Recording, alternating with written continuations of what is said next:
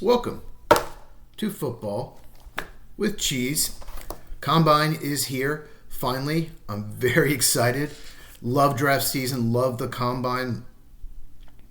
Make sure you are subscribed so you never miss a video because I got a bunch coming for the next 4 or 5 days.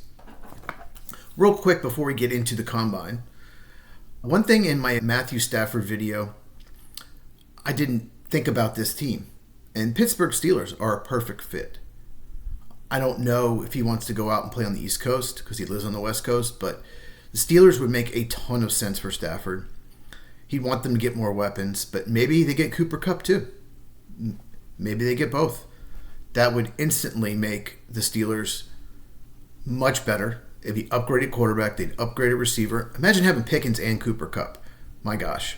Steelers and Freiermuth and Jalen Warren. So that would be a perfect fit for me. I don't know if he wants to go there. I don't know if they want to give up a lot to get him. So we'll see. But Combine. Okay. So what is the Combine? In case you do not know, it's where not all, but most of the draft prospects, people are going to be drafted, are invited. I think they invite 250 people, maybe 300. There are 250 some people drafted. And what they do is they measure you, do measurements, like stuff like arm length, height, weight, stuff like that, which is very important. Because sometimes colleges will list someone as 6'3", 220, and they get to the Combine and they're 6'1", 190. It's happened. You get physicals done, especially if a player has had a lot of injuries. You want to see if they're healthy. They've actually caught, a couple times, they've caught something cancerous in players in the past. So you take a full physical, you do interviews. You can interview a certain amount of players. You do tests, intelligence tests, and you work out. And I'm going to go over the workouts in a second. What's important about the test is you want to know football intelligence. They don't need to know rocket science. But you need to know football intelligence, and you need to figure out if they can process information quickly. That is so important, especially with quarterbacks. Off-ball linebackers too. You want to be able to read the play quickly and then react. So that's really important. In the interviews, a lot of times they'll throw so much at someone to try to figure out if they can process information quickly. With interviews, I want a guy who maybe has an arrest, maybe has some questionable past, some character issues. I want to find out why. And I want to find out, is this a person that's going to go to the strip club at 3 a.m. on a Friday with a Sunday game, or is he doing Bible study or anything in between? But you get what I'm saying. I want the Bible study guy. I don't want the 3 a.m. strip club guy. So you want to determine that. See if you can figure it out. So let's go through the drills. I'm going to briefly go through each drill, why it's important, what I think about it, what positions are most important for each drill. 40-yard dash is the most popular, someone most talked about. It's not the most important. It really isn't. But it's just become, what did he run in the 40? Okay? It is important for wide receivers, tight ends, and defensive backs. No doubt about it. Speed kills in those positions. You want to have a fast wide receiver and tight end that can stretch the field. And you have to have defensive backs that can run with those people. So that's why it's important. Some people think it's really important for running backs. It's good if they run fast because then they won't be able to get caught from behind on a breakout run. Derrick Henry and Saquon Barkley, as big as they are, they're hard to catch, and it's really important, but it's not the most important thing. If you're a running back and you run like a 4.6, I don't care if the other drills are great. I don't care. Okay, so you don't run a 60-yard touchdown. You run 55 yards, get caught on the 5. Guess what? First and goal on the 5. The next drill, what I talk about is vertical jump. It measures lower body explosiveness. So basically you're just jumping straight up in the air, see how high you jump. Very important, once again, for wide receivers, tight ends, and defensive backs, because you want those positions to be explosive. You want your wide receivers, tight ends to be explosive off the line, and DBs have to be explosive too because they're covering them. Very simple.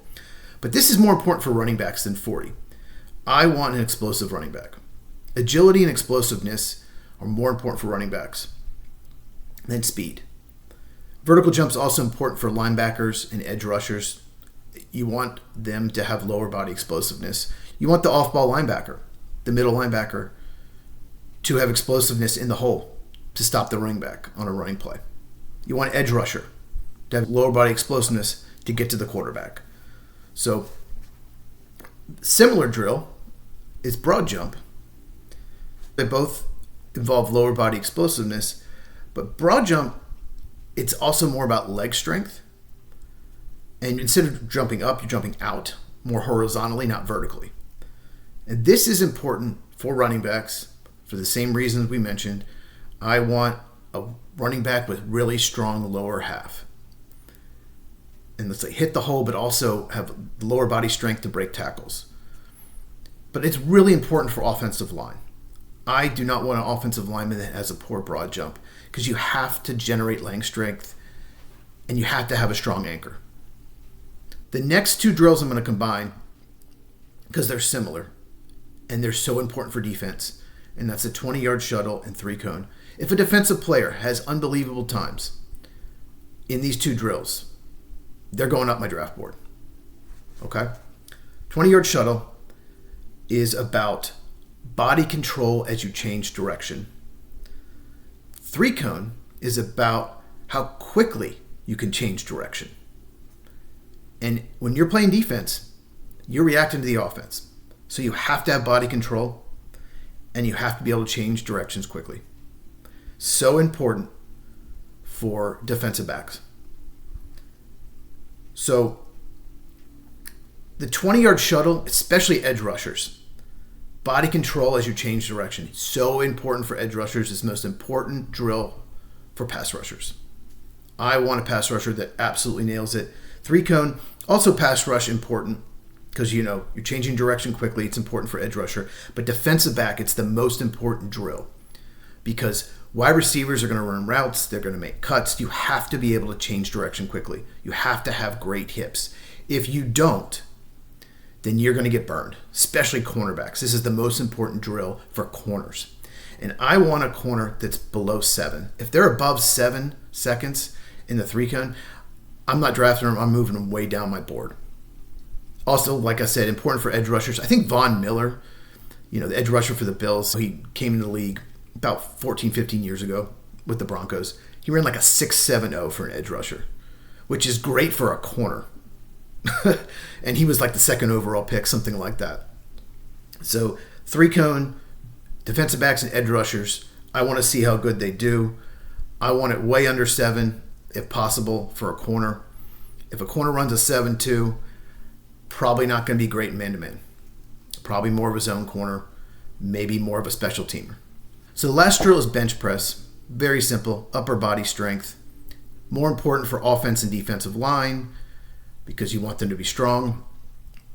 Arm length is a factor though. If your favorite offense defensive line from college only does like 26, 27 reps, maybe they have long arms. Another guy might do 38 reps. He might have short arms. So it's a lot easier. I have long arms for my size. When I was a Division I athlete, I was never the best at bench because my arms are just pretty long for my size. So yes, I did play 1 year of Division I sports, but we can talk about that another time. So if someone does a really bad bench, did they not put in the time? Have they not been working hard in the off season? That's the other thing I look for when it comes to bench. So as far as drills go, what you want is the player to do what you expected, to match the athleticism on the field. Okay, yeah, that's what I expected him to do. I expect him to run a 3-cone and shuttle that way. I expected him to run this 40. Okay? When they don't, when they do better than expected, then you go back to the film and why wasn't he better? When they do worse than expected, that's the big issue. Because they may not translate well to the NFL. Best example I can give, Manti Te'o, almost won the Heisman, linebacker for Notre Dame, incredible instincts. He had 6 or 7 interceptions 1 year. Like I said, almost won the Heisman, unbelievable stats. The dude had incredible instincts. He could read a play and be in the right spot. His workout was so bad that he shouldn't have been drafted based on the workout. He was a 2nd-round pick based on production. But he ran like a 4.9 40, which is horrible for an off-ball linebacker. So He didn't last long in the league. He played for the Chargers, Saints, maybe someone else. Basically, this is all about seeing if it matches what you in the film and adjusting either way. So that's the combine. Very excited. So if you have any comments about the combine, some players that maybe did well, didn't do well in the past, any more questions about it, leave it in the comments section. Make sure you are subscribed. Turn on that bell for notification. Like this video. Share this with any football fan out there. Someone who loves the draft, please share it. We do so much draft stuff on this channel. More videos incoming. If you have not check out these 2 videos. And I will see you in the next one.